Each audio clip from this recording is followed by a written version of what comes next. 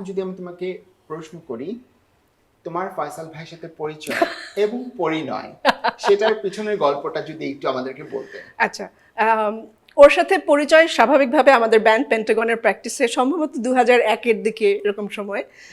তো আমি তখন ইউনিভার্সিটিতে ঢুকেছি। এর মধ্যে ওর সাথে দেখা হলো, বাট দ্য থিং ইজ ওর সাথে দেখা হওয়ার পরে খুব একটা কথা হতো না। ও আচ্ছা ভালো, হ্যাঁ এরকম। এবং ওকে আমি ধরে নিয়েছিলাম যে অনেক ছোট একটা ছেলে, কারণ ওর চেহারাটা দেখতে অনেক বাচ্চা বাচ্চা। তো আমি নিজেই ভাবতাম যে ও তো একটা ছোট ছেলে। পরে হঠাৎ করে শুনি সে মাস্টার্স করছে। হ্যাঁ মানে কিভাবে? তো তখন জানলাম যে ওর চেহারাটাই হচ্ছে খুব child like. But I think ওর প্রতি আমার দুর্বলতা এসছে ওর প্লেয়িং থেকে। ওর আর আরেকটা জিনিস খুব ভালো লাগতো যে খুব চুপচাপ।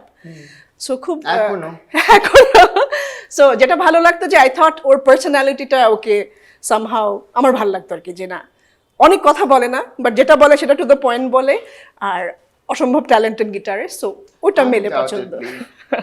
সাধারণত ছেলেরা যখন চুপচাপ হয় বা চুপচাপ রয়ে যায় বিয়ের পরে, তখন মানুষ ভাবে যে বউ মনে হয় অনেক দজ্জাল, কিন্তু তোমার ক্ষেত্রে তো আমি জানি তুমি তো ওরকম না। এখন উনি ভাই নেচারই এরকম। মানে ওইটাই। So that's a good thing.